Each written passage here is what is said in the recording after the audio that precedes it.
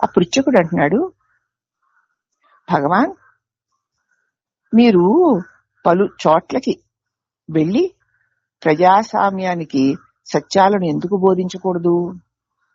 మీరు ఇక్కడే ఉంటారేమిటి? ఎక్కడెక్కడికైనా వెళ్ళి అలాగా ఈ ప్రజలందరికీ కూడా, సామాన్య ప్రజలకందరికీ కూడా మీరు ఈ సత్యాలను ఎందుకు బోధించరాదు అని అడిగాడు అతను. అప్పుడు భగవాన్ అన్నారు, నేను అలా చేయడం లేదని నీకెలా తెలుసు? అసలు నీకు తెలుసా నేను చేయడం లేదని? నీకెలా తెలుసు? అసలు బోధ అంటే ఒక పెద్ద మంచి కట్టుకుని ఆ మంచి మీదకి ఎక్కి చుట్టూరా చేరిన ప్రజానీకాన్ని వాగ్దాటితో ముంచేయడమా?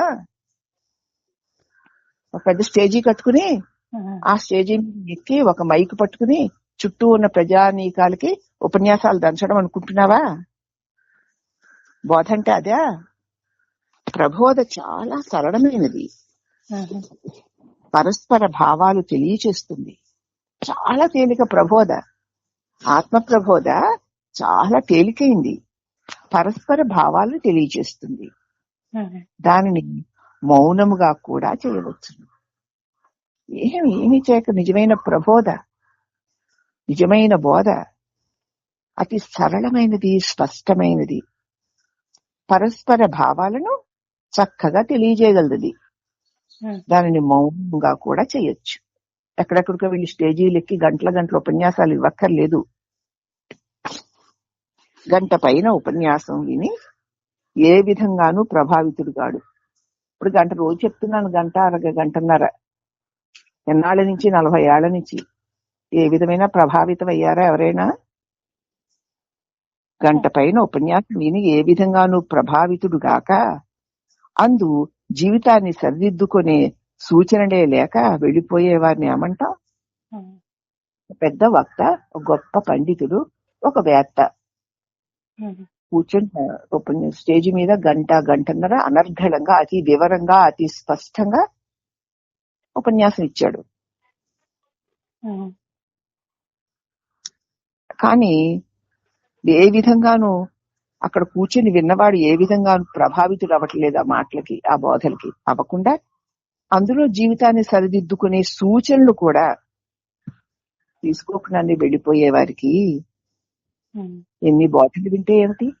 ఎంత స్పష్టంగా, ఎంత క్లియర్ గా మనల్ని గురించి, మనలో ఉన్న లోపాలను గురించి, అలాగే మనం తెలుసుకోవాల్సిన విషయాల గురించి, మనం విడిచిపెట్టవలసిన విషయాల గురించి, అసలు ఈ తెలియబడే వాటి యొక్క విలువలేని తనాన్ని గురించి, తెలుసుకునే నీ స్వరూప యొక్క సత్యత్వాన్ని గురించి అనేక అనేక అనేక విధాలుగా ఎంత చెప్పినా, ఎంతో మంది అక్కడ కూర్చొని విన్నా కొంచెం కూడా వాడిని తీసుకోకుండా, ఆచరణ పెట్టకుండా ఎంతో మంది వెళ్ళిపోతూ ఉంటారు. ఈ ప్రబోధలు వాళ్ళని ఏం చేశాయి? మరొకడు ఏం చేస్తాడంటే, దేవ సన్నిధిలో కూర్చొని జీవితంపై దృష్టి పూర్తిగా మార్చుకొని వెళ్ళిపోతాడు. అనేక మంది ఇలా చేస్తారు. వేల మంది వెళ్లి ఆ మహానీయుల ఉపన్యాసాలు విని ఆహా ఓహో అనేసుకుని ఒక్కటి కూడా పట్టుకొని మనసులో పెట్టుకోకుండా, ఆచరణ చేయకుండా పోతారు. కానీ ఒకనొకడు దేవ సన్నిధిలో కూర్చుని, ఏ దేవాలయంలో కూర్చుని జీవితం మీద దృష్టి పూర్తిగా మార్చుకుంటాడు. ఏమిటి జీవితం?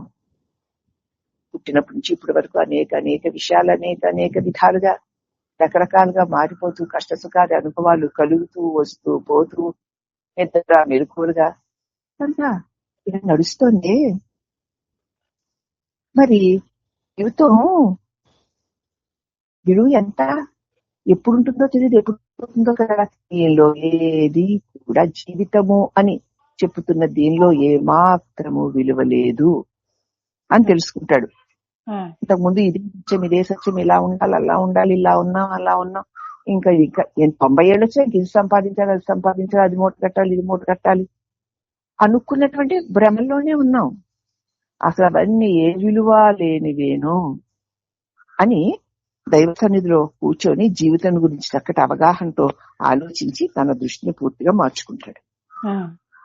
ఈ స్వామివారు చెప్పిన ఉపన్యాసం విని ఆ విన్నదాన్ని ఏ దేవుడి గుడిలోనో ఏ ఏకాంతంలో కూర్చుని బాగా మననం చేసుకుంటే అతనికి ఈ జీవితంలో ఉన్నటువంటి పరమార్థం ఏమిటో అర్థమవుతుంది. ఓహో ఇదా ఇప్పటి వరకు సాధించిందేముంది, రేపు సాధించబోయేదేముంది, ఎందరో వచ్చారు ఎందరో వెళ్ళారు, అలాగే శరీరాలు పుడతాయి వెళతాయి, దీన్నే జీవితం అనుకుంటున్నాము. దీనిలో కష్టాలు సుఖాలు బాధలు భోగాలు యోగాలు దుఃఖాలు రోగాలు అలా రకరకాలుగా వచ్చి వెళ్ళిపోతున్నా, ఇక్కడ మిగిలిందేది లేదు కదా.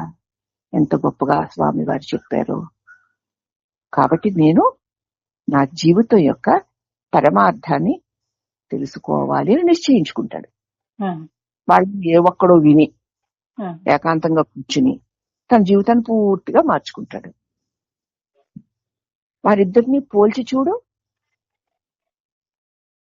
ఒక మాట తీసుకుని ఒక మహానుభావుడు చెప్పినటువంటి ఆ ప్రసంగంలోని కొన్ని మాటలు తీసుకుని బుద్ధికి పట్టించుకొని ఏకాంతంలో కూర్చొని మననం చేసుకుని ఇదా జీవితం, దీనికోసమై ఈ తాపత్రయాలు, ఎక్కడి నుంచి వచ్చిందో తెలియదే, ఇది ఎక్కడికి పోతుంది ఏమైపోతుందో తెలియదే, ఎక్కడ నావారు ఎక్కడ పరవారు, ఎవరు నాకు సత్యం ఎవరు నాకు సొంతం, ఇక్కడ నాదన్నదేదీ లేదు నేనన్నదేదీ లేదు. దీనికోసమా దీని విలువలేంతనాన్ని తీసుకుని తన జీవిత విధానాన్ని పూర్తిగా మార్చుకుంటాడు ఒకడు. గంటలు గంటలు వేల వేల మంది ఉపన్యాసాలు విన్నదాన్ని ఏ విధంగానూ ప్రభావితుడవ్వకుండా, అందులో జీవితాన్ని తీర్చిదిద్దుకునే సూచనలు ఎన్ని ఉన్నా సరే దేన్ని పట్టించుకోకుండా, విన్నామండి మేము కూడా పలానా ఆయన ఎంత బాగా చెప్పారో, మేము కూడా వెళ్ళాం ఉపన్యాసానికి అని చెప్పుకుంటారు. చూడు వీడిని వాడిని పోల్చుకు చూడు. దీనిలో ఏది మేలనిపిస్తుంది నీకు?